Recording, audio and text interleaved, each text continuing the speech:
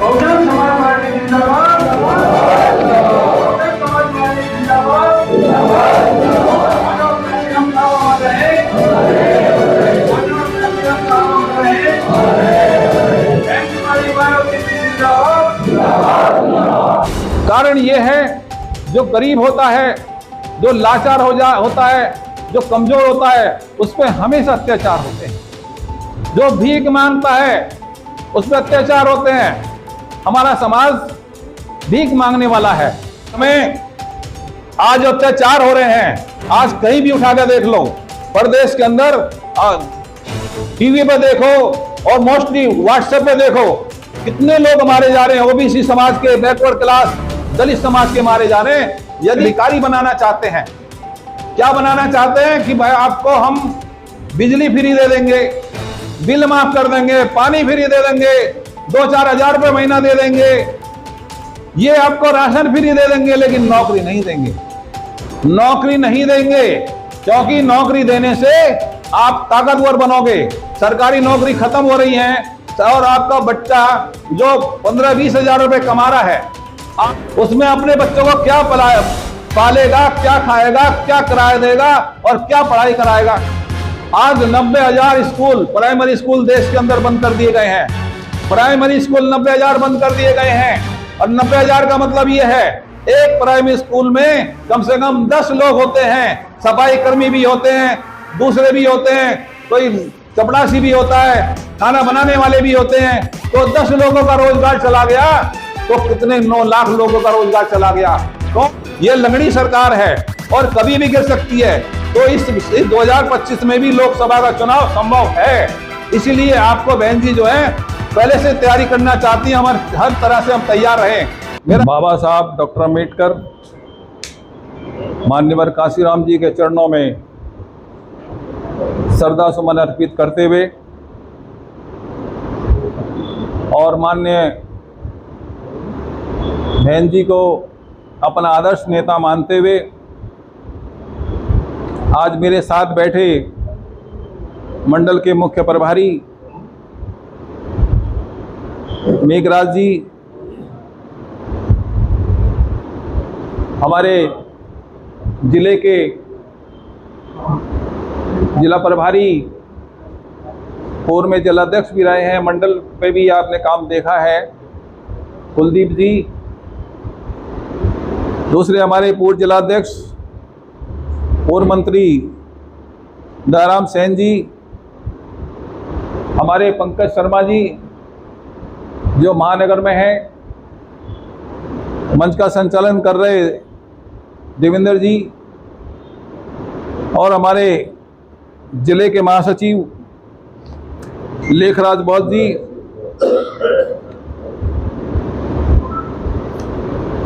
जिले के विधानसभा के अध्यक्ष बलबीर सिंह जी, उपाध्यक्ष सलीम मिर्जा जी, महासचिव सूरज सेन जी, रामोतार जाटव जी, सचिव, कोषाध्यक्ष ओमपाल भाटी जी, वामसेप संयोजक अमित कुमार जी, और अभी जो संयोजक बनाए हैं वाम से, उसके बीवीएफ के क्या नाम है, राज अम्बेडकर जी,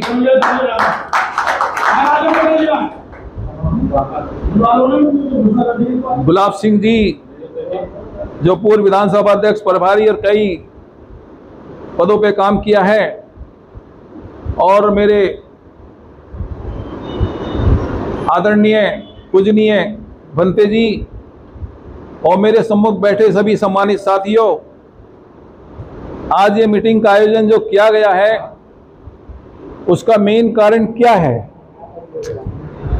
मेन कारण ये है, जो बहन जी ने आदेश दिया है, इस मंडल में 28 विधानसभाएं हैं और एक विधानसभा में लगभग 40 सेक्टर हैं।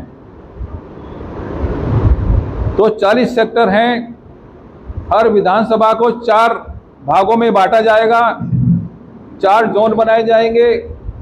और आपकी सहीबाबाद विधानसभा देश में सबसे बड़ी विधानसभा है, जहां पर 125 बूथ है, वो सेक्टर है।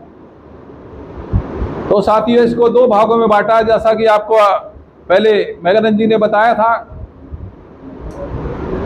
साथियों, पूरे मंडल में जो कम से कम हमारी मीटिंग होगी, हर सेक्टर पे मीटिंग होनी है, तो ये 1200 मीटिंग होनी है, और इस महीने के अंदर 1200 मीटिंग होनी है। और जब हमारे सेक्टर कमेटी बन जाएंगी, 2 बूथ पे मीटिंग होगी, तो ये 12,000 मीटिंग होंगी। यानी बहन जी ने इस तरीके से ढांचा बनाया है कि हमें हर तरह से सरकार बनानी है कि हमारे पास संगठन था, लेकिन हमारे पास सैनिक नहीं थे। हमारी जो सेना थी, जो हमारे सैनिक थे, जिन्हें हम बूथ का पदाधिकारी कहते हैं, जैसे बॉर्डर पे सैनिक लड़ता है, गोली खाता है, गोली खिलाता है और शहीद भी होता है, ऐसे हमारे बूथ का कार्यकर्ता बूथ पे बस्ता लगाता है, घर घर में जा कर के प्रचार करता है, और हमारा पोलिंग बूथ कहाँ पर है, हमारा कहाँ निशान है, ये घर घर जाके समझाता है। वोट मांगने का काम करता है, समझाने का काम करता है, और वो ही वोट निकालने का काम करता है। तो सबसे बड़ा काम तो हमारे बूथ का है। यानी हमारे सैनिक जो हैं, लड़ते झगड़ते, लड़ाई दंगा भी होता है, सहन करते हैं, सारी चीज परेशानी सहन करते हैं, वो कह रह करके काम करते हैं। वो सैनिक हमारे पहले थे, वो सैनिक अब हम उनके पास, हमने उनको देखा नहीं, उनकी क्या हालत है। बहन जी ने इसलिए कहा है कि अब जो कमेटी बनेगी, पूर्व की कमेटी सब खत्म, नए सिरे से कमेटी बनेगी, और मंडल के लोगों को विधानसभा स्तर पे जाना है, और विधानसभा के जोन स्तर पे जाना है, और सेक्टर स्तर पे जाना है। इसी तरीके से सबको लग जाना है, क्योंकि हमें जब तक भाईचारा नहीं होगा, जब तक हमारा संगठन नहीं होगा, हम किसी भी लड़ाई को नहीं जीत सकते। हमारा घर एक नहीं होगा, हम मजबूत नहीं होंगे, एक साथ नहीं होंगे, तो दूसरा भी हमारा साथ नहीं देगा।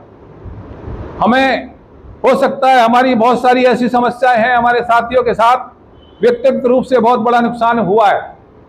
पहले कुछ लोगों ने व्यक्तिगत रूप से बड़ा नुकसान पहुंचाया है, लेकिन मैं उनसे ये माफ़ी मांगते हुए कि हम बड़ा नुकसान जो हमें हो रहा है, आज सीधे कत्लेआम हो रहे हैं, आज हमारे युवाओं को पुलिस भी अपने थाने में मार रही है, आज उन पर हत्याएं हो रही हैं, बहन बेटी के साथ बलात्कार हो रहा है। ये सारी चेतावनी आपको आज से 40 साल पहले मान्यवर काशीराम जी ने दी थी, और कहा था मैं तुम्हें चेतावनी देता हूं। बहुजन समाज को कहा था। बहुजन समाज में सब जाति बिरादरी के लोग आते हैं। बहुजन समाज गरीब समाज है। आज जो बहुजन समाज है वो गरीब समाज है, किसी भी जाति किसी भी धर्म का हो तो वो गरीब समाज जो है बहुजन समाज है। तो उन्होंने कहा था तुम्हारी हत्याएं भी होंगी, तुम्हारी बहन बेटी के साथ बलात्कार भी होगा, सरेआम पीटे जाओगे, कोई बचाने वाला नहीं आएगा। तुम क्या करोगे? अपने छोटे छोटे संगठन के माध्यम से इकट्ठा होगे, एक जगह ज्ञापन दोगे, न्याय नहीं मिलेगा। फिर क्या करोगे? प्रदेश और देश की सड़कें रोकने का काम करोगे। आपको गिरफ्तार किया जाएगा, जेल में ठूस दिया जाएगा, लेकिन आपको न्याय नहीं मिलेगा। बात सोचने की यह है सबसे बड़ी बात कि हमारे गरीबों के ऊपर अत्याचार होता ही क्यों है, इसका कारण क्या है? हमें कारण पे जाना चाहिए। यदि कारण को पकड़ लिया तो समझ लो सारी चीज हमारी ठीक हो जाएंगी। कारण यह है, जो गरीब होता है, जो लाचार होता है, जो कमजोर होता है, उस पर हमेशा अत्याचार होते हैं। जो भीख मांगता है उस पर अत्याचार होते हैं। हमारा समाज भीख मांगने वाला है, मांगता रहता है। पहले भी मांगता था।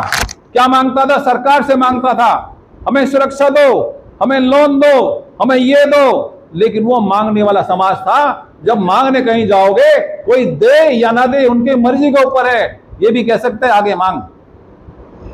तो मांगने वालों की इज्जत नहीं होती। हमारा समाज देने वाला नहीं था। केवल लेने वाला था, लेकिन मान्यवर काशीराम जी ने बीएसपी बाम से बनाई, DS4 बनाई, बीएसपी बनाई, बीएसपी के 2-2 रुपए के सदस्य बनाए, फिर 5-5 के बनाए, फिर 10 के बनाए, फिर 20 के बनाए। फिर साहब ने कहा इससे गुजारा नहीं हो रहा, तो इन मांगने वालों से साहब ने जेबों से पैसे निकालना शुरू किया, इनको देने वाला बनाया, धीरे धीरे धीरे धीरे इनसे निकालने लगे। फिर कहा भाई देखो संगठन का काम सही नहीं चल पा रहा, पैसे की आवश्यकता है, अगर तुम मुझे बुलाओगे तो मुझे सिक्कों से तोलना होगा। और जब सिक्कों से तोलते थे साहब को तो 12-13 हजार रुपए आया करते थे। आगे बात बढ़ी, उसके बाद साहब ने कहा भाई सिक्कों से भी काम नहीं चल रहा, पूरे देश में संगठन बनाना है, ये मिशन है बाबा साहब का, तो हमें इसे आगे बढ़ाना है, इस देश में अगर सत्ता लेनी है तो हमें कुर्बानी देनी होगी। तो उन्होंने कहा यदि अब मुझे कहीं बुलाओगे तो मुझे अपनी एज के उम्र के हिसाब से पैसे दोगे, यदि मेरी 55 साल की एज है तो मुझे 55 हजार रुपए देने होंगे। तो समाज ने 55 हजार रुपए दिए, और समाज ने फिर वोट के समय साहब ने कहा कि एक नोट और एक वोट भी मुझे देना। तो जो ना देने वाला समाज था, जो मांगने वाला समाज था, जो लेना चाहता था, मान्यवर काशीराम जी ने धीरे धीरे उनको देने वाला समाज बना दिया। उस देने वाले समाज से जो उन्होंने दिया 2-2 रुपए, 4-4 रुपए, 10-10 रुपए जो उन्होंने दिया, उससे 4 बार हमारी सरकार बन गई, यानी हमारी ताकत बन गई, हम देने वाले बन गए, हम मजबूत बन गए। जब जाति के नाम से हमें गांव में बुलाया जाता था, और नाई के और चमार के और खटीक के और कुम्हार के, इस तरह से धीमर के जब ये बुलाया जाता था, जब धीमर के बेटे को बेंजीर साहब ने मंत्री बनाया तो उन्हें कश्यप साहब कहने लगे, जब नाई के बेटे को मंत्री बनाया तो उन्हें सेन साहब कहने लगे, जब कुमार के बेटे को बनाया उसे प्रजापति साहब कहने लगे, और जाटव के बेटे को बनाया तो जाटव साहब कहने लगे। जो आपके घरों में पानी नहीं पीना चाहते थे, जो आपको अपनी खाट पर नहीं बिठाना चाहते थे और पानी नहीं पिलाते थे, वो आपके पास आने लगे, क्योंकि आप देने वाले बन गए। आप मांगने वाले नहीं, आप देने वाले बन गए। जब देने वाले बन गए तो अत्याचार भी खत्म हो गए, और दुनिया आपके पास मांगने आई कि हमारी ये समस्या है, हमें ये दो और वो दो, तो हमारे पर अत्याचार नहीं हुआ। मान्यवर काशीराम जी ने, बहन जी ने भाईचारा बनाया, और भाईचारा बना करके 5 साल की सरकार बनाई, और 5 साल की सरकार बना करके हमें खेतों पे नहीं जाने दिया जाता था, हमारी बहन बेटी खेतों पे नहीं जाती थी। लेकिन जब भाईचारा बना तो सब लोग आपस में बैठने लगे, अपर कास्ट भी आपको बुलाने लगा, अपने घर पर चाय पानी बुलाने लगा, हर समाज के लोग का सम्मान करने लगे, हमारे ऑफिसों में जो हमारे साथ खाना नहीं खाते थे वो भी खाना खाने लगे। ये क्यों हुआ? क्योंकि आप देने वाले बन गए। लेकिन आज फिर वो पीढ़ी जो देने वाली थी, वो पीढ़ी धीरे धीरे बुजुर्ग हो गई है, वो धीरे धीरे समाप्त हो रही है। नई पीढ़ी आई है, वो फिर वो मांगने वाली पीढ़ी बन गई है। आज कुछ लोग फिर मांग रहे हैं, क्या मांग रहे हैं? हमें बौद्ध विहार दे दो, हम आपसे मांगते हैं बौद्ध विहार दे दो। मांगने से भीख भी नहीं मिलती, आपको देने वाला बनना है। यदि केंद्र में सरकार आपने बना ली, जो आप मांग कर रहे हो वो मांगने की जरूरत नहीं है, ऑटोमेटिकली आदेश होकर आपके पास आ जाएगा। तो कहने का मतलब यह है कि हमें आज अत्याचार हो रहे हैं, आज कहीं भी उठाकर देख लो, प्रदेश के अंदर टीवी पे देखो और मोस्टली व्हाट्सएप पे देखो, कितने लोग मारे जा रहे हैं, ओबीसी समाज के, बैकवर्ड क्लास, दलित समाज के मारे जा रहे हैं। यदि हमें आगे से, क्योंकि आने वाला समय बहुत खराब है, ये जो सरकार है, ये जो सामने एक बात और कही थी काशीराम जी ने कि जब तुम आगे बढ़ोगे तो ये सारे जितने भी लोग हैं, जातिवादी पार्टियां, ये सारी एकजुट हो जाएंगी और तुम्हारे खिलाफ हो जाएंगी। आज सारी पार्टी एकजुट हैं और बीएसपी के खिलाफ है, बहुजन समाज के खिलाफ हैं। तो हमें जो साहब ने बताया वो सारी चीज होती जा रही है। अब हमें क्या करना है? देखिए, ये हमें भिखारी बनाना चाहते हैं।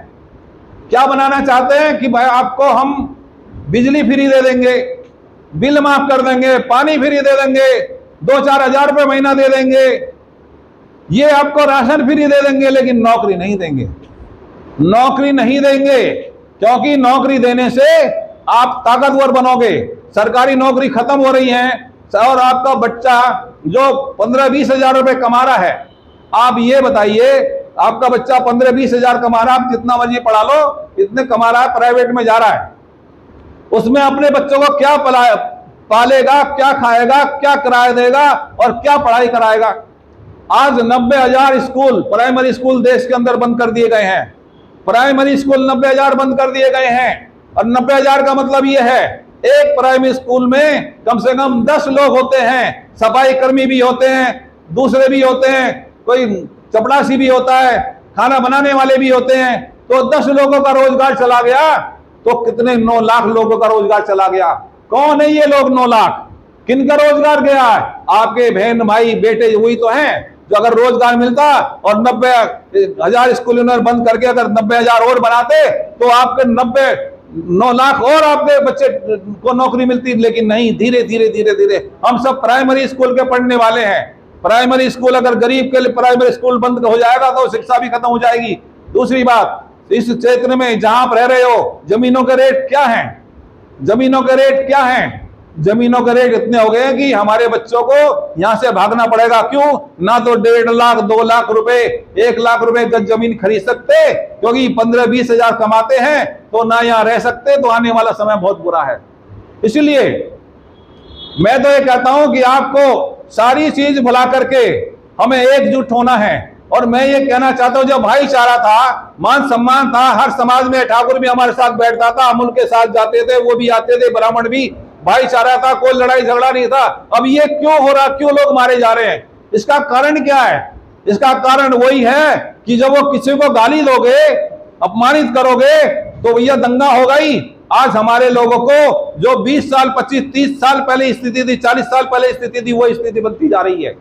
इसलिए मेरा आप लोगों से निवेदन है कि बहन जी ने जो व्यवस्था करी है संगठन की, जो मीटिंग करके हमारे संगठन को बनाना है, आप मन से और तन मन धन से लग करके, जी जान से लग करके इस संगठन को मजबूत बनाएंगे। और मजबूत बनाएंगे तो यह मान के चलिए फिर हम 2027 में सत्ता में आएंगे। बहन जी का कहना है कि किसी भी रूप में हमें सत्ता हासिल करनी है।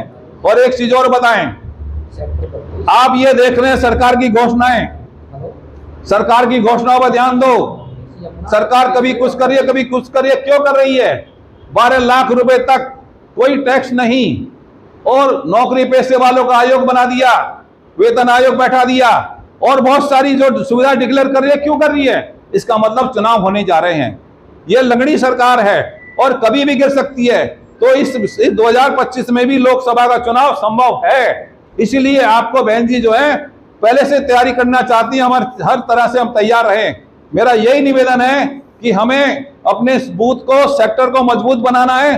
पहले की तरह नहीं बनाना है कि विधानसभा अध्यक्ष को कहा जाओ भाई तुम सेक्टर की, उसकी बूथ की कमेटी बनाओ, सेक्टर कमेटी बना के लाओ। उसने क्या करा?